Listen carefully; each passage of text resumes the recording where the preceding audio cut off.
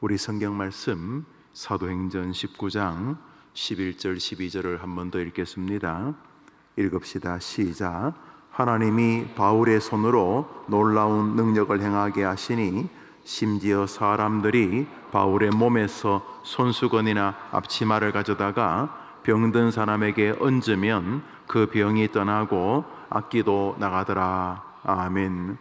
아주 신나고 놀라운 일입니다. 수건, 손수건이나 앞치마, 여기 관심을 기울일 만합니다.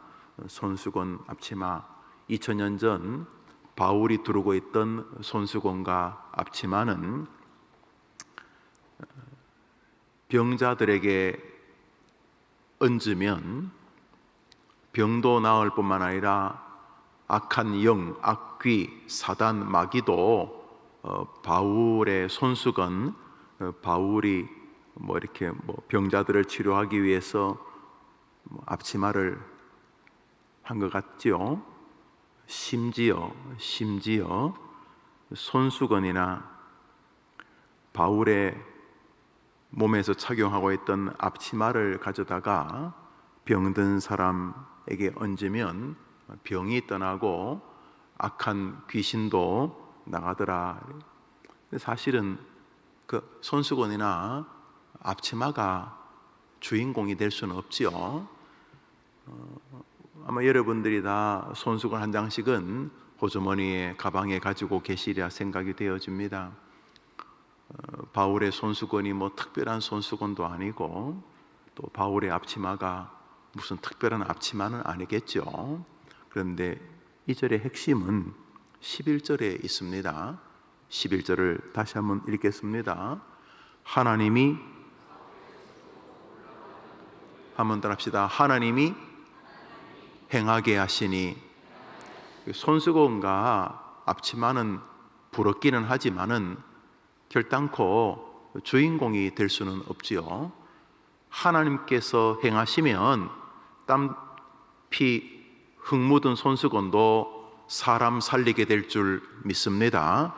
한번 생각해 보십시오. 손수건이나 앞치마도 하나님이 임하시면 역사를 일으키는데, 예수 그리스도 자신의 독생자까지 죽이면서 건진 여러분에게 하나님이 임하시면 어떤 인생을 살게 되겠는가 하는 것입니다. 우리 어린이들, 여러분이 아무리 다른 사람들보다 못한 것을 가지고 있다 치고, 여러분이 아무리 연약한 사람이고 다른 사람보다 객관적으로 모자라는 것이 많다 손 치더라도 하나님이 행하게 해 주시면은 사람도 살리고 귀신과 싸워서 이기게 될 줄 믿습니다. 사랑하는 여러분, 8월달 우리의 마음은 하나님이 나에게 은혜를 베풀어 주시는가 아닌가에 달린 것입니다. 하나님이 임하시면 손수건도 사람 살리는 줄 믿으면 아멘 해 보십시오. 그러므로 손수건, 앞치마 자랑하는데 시간 쓸 필요 없습니다. 그건 손수건이 앞치마예요. 나 잘났네, 별로 잘 안 났어요. 여러분이 나나 별 볼 일 없어요. 그러나 하나님이 써주시면 역사의 주인공이 되는 줄 믿습니다.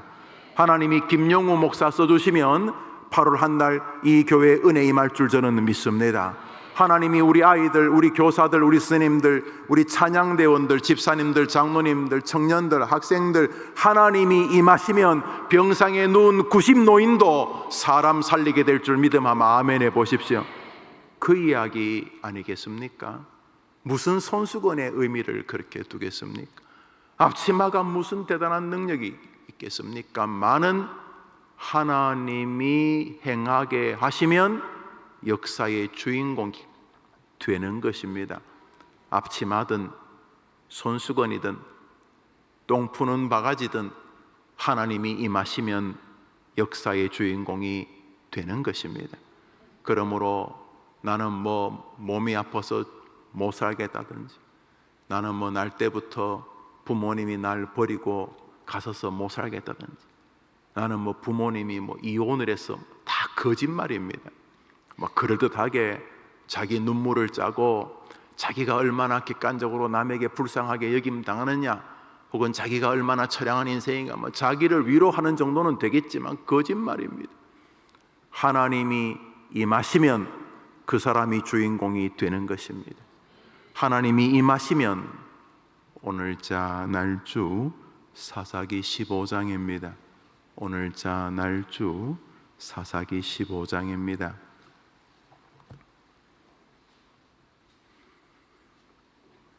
오늘자 날주 사사기 15장입니다. 14절, 15절, 16절 우리 세 절 읽겠습니다. 14절부터 16절까지 세 절 읽습니다. 시작. 삼손이 레히의 이름에 블레셋 사람들이 그에게로 마주 나가며 소리 지를 때 여호와의 영이 삼손에게 갑자기 임하심에 그의 팔 위에 밧줄이 불탄 삼과 같이 그의 결박되었던 손에서 떨어진지라. 삼손이 나귀의 새 턱뼈를 보고 손을 내밀어 집어들고 그것으로 1000명을 죽이고 이르되 나귀의 턱뼈로 한 더미 두 더미를 쌓았으며 나귀의 턱뼈로 내가 1000명을 죽였도다 하니라. 우리 17절도 읽읍시다. 17절 시작. 그가 말을 마치고 턱뼈를 자기 손에서 내던지고 그것을 라맛 레히라 이름하였더라. 삼손이 잡혔습니다. 밧줄로 꽁꽁 묶였는데 성경에 보니 14절에 하나님의 영이 14절에 하나님의 영이 삼손에게 갑자기 임하심에, 하나님의 영이 임하면 80 노인도 출애굽할 때 이스라엘을 이끄는 지도자가 됩니다. 하나님의 영이 임하면은 몸이 완전히 망가져서 늘 기도하는 것이 병 문제인 바울도 역사의 주인공이 되는 것입니다. 하나님의 영이 임하느냐 아니냐가 핵심이지 목사냐 아니냐 그런 게 핵심이 아닙니다. 하나님의 영이 임하느냐 아니냐가 8월의 승부지 주변 사람이 나를 박수 쳐주느냐 손가락질 하느냐 그게 핵심이 아닙니다. 하나님의 영이 삼손에게 임하자 삼손이 밧줄이 끊어지고 그 어두운데 이렇게 길거리 손을 더듬거리니까 누가 다 뜯어먹고 버린 나귀 턱뼈가 있습니다. 뭐 우리로 말하면 개뼈다귀 쓰레기입니다. 나귀 턱뼈가 무슨 뭐 수류탄이겠습니까? 나귀 턱뼈가 잘 갈린 칼이겠습니까? 삼손이 하나님의 영이 임하자 손에 잡힌 게 나귀 턱뼈입니다. 시체말로 쓰레기입니다. 쓰레기. 2류인간, 3류인간, 태어날 때부터 한 번도 누구를 리더해 보기보다는 평생 이리저리 짓밟힌 그런 민초 같은 인생이라고 할까요? 그저 명함 내밀 게 없는 인생이라고 칩시다. 나귀 턱뼈. 근데 나귀 턱뼈가 삼손의 손에 딱 잡힙니다. 그런데 그 나귀 턱뼈가 블레셋 사람을 쳐 부수는 강력한 무기가 되었던 것입니다. 할렐루야. 한번 따라합시다. 잡히느냐 안 잡히느냐가 문제 핵심이다. 하나님께서 여러분의 남은 생에 잡아주시기를 축원합니다. 하나님께서 잡아주시면 나귀 턱뼈든 쓰레기 봉투든 음식물 쓰레기든 어릴 때부터 몸이 아파서 빌빌거렸던 뭐 공부를 못했던 잘했던 남자든 여자든 노인이든 아무 상관없습니다. 하나님의 영이 임하면 역사의 주인공이 되는 것입니다. 라맛레이라는 말은 삼손도 놀랐어요. 라맛레이라는 말은 턱뼈의 산이라는 뜻입니다. 얼마나 그 쓰레기가 감동스러웠던지 자기가 하고도 안 믿어지는 거예요. 우와, 이 나귀 턱뼈 가지고, 여러분 나귀 턱뼈가 뭐 폭탄입니까 수류탄입니까? 아이고 나귀 턱뼈로 싸우는 게 좋아요? 칼 가지고 싸우는 게 낫지 무슨 나귀 턱뼈로 싸우겠어요? 그런데 상관없어요. 하나님이 임하시면 해림교회도 이 땅에 하나님의 나라에 쓰임받는 1907년 부흥 장대영같이 쓰임받게 될 줄 믿음함. 아멘 해보십시오. 우리 영아, 유치, 아동, 청소년, 천몽, 영어, 복음, 통일, 소망부, 어린 아이로부터 90, 100살 노인에 이르기까지 하나님이 임하시면 쓰임받게 되는 것입니다. 불평의 초점이 달라져야 됩니다. 부모가 나한테 해준 게 뭐냐, 쟤는 나를 왜 안 도와주냐, 도와주고 하면 좋지요. 그러나 결정적인 요인은 아닙니다. 목회해 보니까 결정적인 요인은 그런 게 아니에요. 저도 이 나이만큼 교회 다녀봤잖아요. 이래 어른을 보고 내 동료를 보고 어린 성도들을 보고 내린 결론입니다. 하나님이 김 목사에게 임하면 끝나는 것입니다. 오늘도 내일도 여러분도 마찬가지인 것입니다. 하나님께 붙잡힌 바 되기를 소망하는 8월이 되기를 축복합니다. 날마다 기회가 있습니다. 날마다 기회가 있습니다. 하나님의 영이 임하면 손수건도 휴지도 쓰레기통을 뒤집은 아무짝에도 쓸모없는 버려진 것들도 역사의 주인공으로 하나님은 능히 쓰시는 것입니다. 무엇을 소망해야 하겠습니까? 불평의 핵심이 무엇이어야 하겠습니까? 앉아서 노닥거린다고 좋은 일이 오지 않습니다. 남들이 여러분을 알아주는 게 나쁜 건 아니지만 별로 중요한 것도 아닙니다. 예수님을 십자가로 못 박아 죽이라고 외치던 사람이 종려나무 들고 흔들며 호산나 외치던 그 사람들입니다. 어제의 칭찬이 오늘의 배신으로 바뀌는 게 인간 아닙니까? 그래서 할 수만 있다면 끝까지 의리를 지키는 그런 성도들과 또 그런 목사와 함께 목회하는 건 축복이지만 결정적인 요인은 아닙니다. 여러분의 생애의 결정적인 요인은 하나님의 임재인 것입니다. 오늘 이번 한 달 하나님과 동행하게 되기를 축원합니다. 하나님께서 여러분에게 임하여 주시면 남들은 다 졸아도 그 예배 시간에 가슴이 터질 것 같은 은혜를 체험하게 될 것입니다. 이 세상에 온갖 동성애 말 같지 않은 것들이 진리라고 외치지만 하나님의 영이 임하면 또다시 여러분이 가는 길이 대로가 될 것입니다. 하나님의 영이 여러분에게 임하는 8월이 되기를 축원합니다. 목사님 저는요 틀렸어요. 저는요 죄도 많고요. 저는요 신앙도 모르고요 성경도 모르고요 오직 하나 나이 든 것밖에 없어요. 그렇습니까? 오늘자 날주 마가복음 14장입니다. 마가복음 14장입니다. 오늘자 날주 마가복음 14장입니다.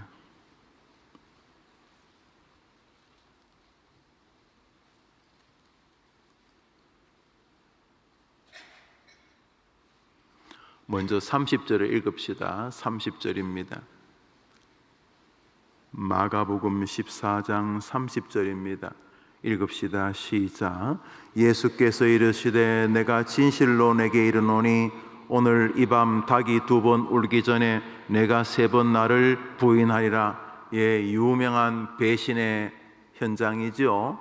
예수님께서 베드로에게 넌 날 배신할 거다. 참 서글픈 밤입니다.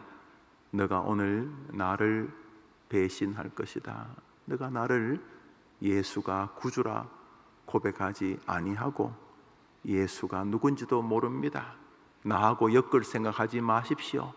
네가 나를 위해 살기는커녕 나를 위해 헌신하기는커녕 나를 주라고 고백하기는커녕 너가 나를 부인하고 배신하게 될 것이다. 서글픈 배신의 현장입니다. 그랬더니 또 베드로가 아니라고 나 절대로 안 그런다고 31절에 이렇게 말하죠. 우리 넘어갑니다. 72절을 봅니다. 72절입니다. 72절 읽읍시다. 시작. 닭이 곧 2번째 울더라. 이에 베드로가 예수께서 자기에게 하신 말씀 곧 닭이 2번 울기 전에 내가 3번 나를 부인하리라 하심이 기억되어 그 일을 생각하고 울었더라. 이제 울었다라니까 악어의 눈물 같은 거죠. 악어의 눈물 같은 거죠. 어떻게 되는 거죠? 배신했다는 거죠. 그것도 어린애가 아저씨도 예수하고 한편이죠. 그랬더니 한 두 번 부인하다가 마지막에 사람들이 자네도 예수하고 한편 맞잖아 이랬더니 예수님을 저주하고 부인했다는 성경은 그렇게 말하죠. 부인했어요. 예, 그렇죠. 예수님이 너 나 부인할 것이라고 찍었어요. 예수님이 천사 중에 하나만 그래도 그 평생 가슴에 못이 박히고 부끄러워 못 살 텐데 예수님이 너가 날 부인한다고 그랬어요. 그리고 그렇게 되었어요. 이런 못쓸 사람이 있나? 명색이 수제자라고, 명색이 목사라고, 집사라고, 장로라고 하면서 이런 몹쓸 인간이 있나? 이런 거 아닙니까? 그러면 이 사람은 끝난 건가요? 우리 베드로전서를 봅니다. 1장 1절을 읽습니다. 베드로전서입니다. 베드로전서 1장 1절입니다. 읽읍시다. 시작. 예수 그리스도의 사도 베드로는 이렇게 시작을 하죠.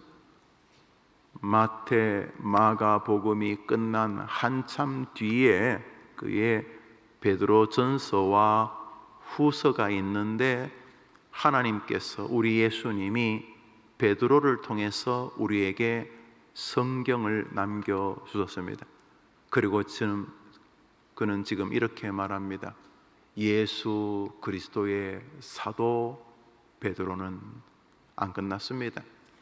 여러분이 아무리 처참한 죄인이라 할지라도 회개하고 남은 생에 하나님의 영이 임해서 비록 낙이 턱뼈같이 예수님이나 부인하고 사람들에게 이리저리 발에 차이고 쓸모없는 말 그대로 우리 옛날에 몹쓸 이렇게 걸 보면 이런 무슨 개벽다기 같은 게 있어 그런 거죠. 개벽다기 무가치한 거. 소벽다기는 씁니다. 푹 삶아 먹습니다. 개벽다기 삶아 먹는단 말은 제가 못 들었어요. 하기야 또 우리나라 사람들 못 먹는 게 없으니까 또 삶아 먹을지도 모르겠습니다. 개벽다기, 이게 낙이 턱뼈입니다. 이런 개벽다기 같은 쓰레기도 그저 예수님 그냥 교회 생활 좀 태만한 정도가 아니라 교회의 머리이신 예수님을 조롱하고 비난하고 부인하던 인간도 하나님이 임하면 쓰임받게 되는 줄 믿음하면 아멘해 보십시오. 8월 한 달 우리의 초점은 명백합니다. 하나님 저에게 임하여 주시옵소서. 이렇게 한 달 사시면 뜨거운 8월이지만 감격의 한 달이 되실 것입니다. 그렇게 하나님과 교제하기를 바라고, 모든 초점이 사람에게 있는 교회 생활은 피곤해요. 나 좀 안 알아주나, 목사가 좀 안 알아주나, 내가 이만한 데는 쓸데없는 지식뿐만 아니라 아주 피곤한 믿음 생활입니다. 옆 사람을 배려하는 정도 주의하고, 주님께서 내가 사람을 귀하게 대하기를 원하시지, 이런 마음으로 옆 사람을 배려하고 말 한마디 할 때도 일감으로 하지 않고 한 번 더 생각해서 말하는 습관 정도면 되는 거고, 이번 한 달 여러분의 초점은 하나님의 영이 임하기를 바라는 데 있게 되면 하나님께서 여러분의 영혼에 미소 지으시는 것을 보게 될 줄 믿습니다. 여러분, 바울의 손수건도 앞치마도 역사합니다. 여러분이 손수건보다 못하진 않지 않습니까? 여러분이 앞치마보다도 못한 사람들입니까? 낙이 턱뼈, 길거리에 빙빙 돌아다니는 사람들이 다 뜯어먹고 더 이상 쓸모가 없는 완전히 쓰레기 같은 인생도 하나님의 영이 임하시고 주님의 손에 잡히면 쓰임받게 되는 것입니다. 우리 해림교회 전체가, 특별히 우리 어린아이들, 그리고 그 아이들을 가르치는 교사님들, 우리 찬양대원들, 저 무더운 여름에 밖에서 차량을 안내하는 안내위원들, 더운데 국수와 음식을 만드는 우리 봉사위원, 눈에 보이지 않는 곳곳에서 주님의 교회를 섬기는 모든 백성들에게 이번 한 달 하나님의 영이 임하여 쓰임받는 한 달 되기를 축원합니다. 여러분의 자녀들과 여러분이 한심스럽게 생각하는 가족들에게도 포기하면 안 됩니다. 지금은 한심스러운 저 아이지만은 오라는 교회는 안 오고 노상 경찰서를 들락거리는 그런 애를 할지라도 그 아이에게 하나님의 영이 임하면 역사의 주인공이 되는 것입니다. 그러니까 너무 빨리 포기하는 건 부모답지 않는 거죠.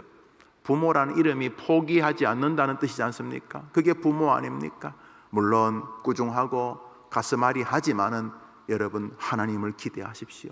하나님의 영이 임하면 나귀 턱뼈도 역사의 증인이 되는 것입니다.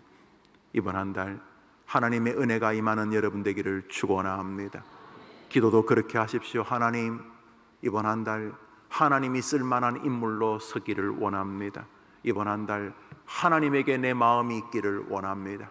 주님, 사람의 칭찬 100만 마디보다 주님의 칭찬 한마디를 원합니다. 주여, 특별히 외쓰면서 신조가 말하듯이 성경 낭독과 특별히 설교를 통해서 임하신다는 교리 그대로 말씀으로 임하여 주시옵소서. 기도할 때 임하여 주시옵소서. 고백의 한 달이 되기를 주의 이름으로 축원합니다. 주님 가르친 기도로 예배를 마치고 복된 8월을 열겠습니다.